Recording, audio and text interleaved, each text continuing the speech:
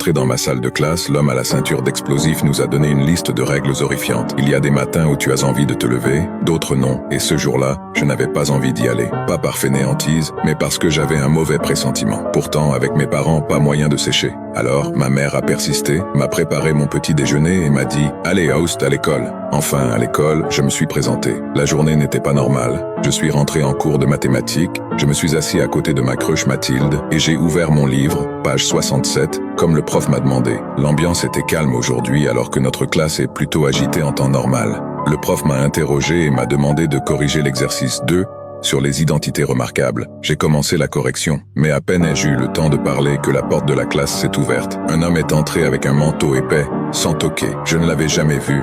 Ce n'était pas un prof, ni un surveillant. Et d'ailleurs, les profs de maths ne semblaient pas le reconnaître. Il lui a dit « Bonjour, qui êtes-vous » L'homme n'a pas répondu et a avancé vers le tableau. Tout le monde était calme, jusqu'à ce qu'il retire son manteau. La suite de l'histoire est épouvantable, mais n'oubliez pas que je ne protège que mes abonnés qui ont écrit leur prénom en commentaire.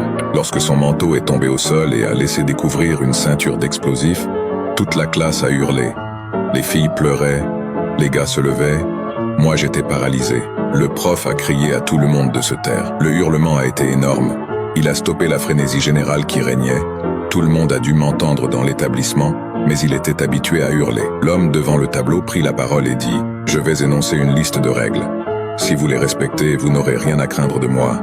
Il est probable que seuls certains d'entre vous s'en sortent. » Le prof nous fit signe de l'écouter. Moi, j'étais perplexe. J'avais confiance en moi, mais ma classe était remplie d'idiots, alors ça peut être compliqué. Il reprit la parole. Règle numéro 1, que tout le monde sorte une feuille et un stylo 4 couleurs. Bah c'était la fin. Je n'avais plus de stylo 4 couleurs depuis qu'il avait disparu mystérieusement. Tous les élèves ont sorti une feuille, mais malheureusement, 8 ou 9 n'avaient pas de stylo 4 couleurs. Je pensais que c'était la fin pour nous. Mais là, un élève, Farid, a sorti une trousse très remplie et nous a donné à chacun un stylo 4 couleurs. Il semblait les collectionner. Quand je l'ai récupéré, j'ai vu mes initiales dessus. En fait, c'était déjà le mien à la base. Quand il a vu qu'on avait tous respecté la règle numéro 1, il est passé à la règle numéro 2. Sortez votre smartphone et abonnez-vous à la chaîne des histoires maudites. Mais si la photo de profil s'anime, c'est la fin. Nous avons tous respecté cette règle. Règle numéro 3. Écrivez tous un mot pour votre voisin avec vos 4 couleurs. N'oubliez pas que c'est peut-être le dernier. Nous l'avons tous fait. J'ai écrit mon mot pour Mathilde en me disant que ça serait sûrement le dernier. On l'a tous fait, et ce fut la plus grande erreur de notre vie. Quand je suis entré dans ma salle de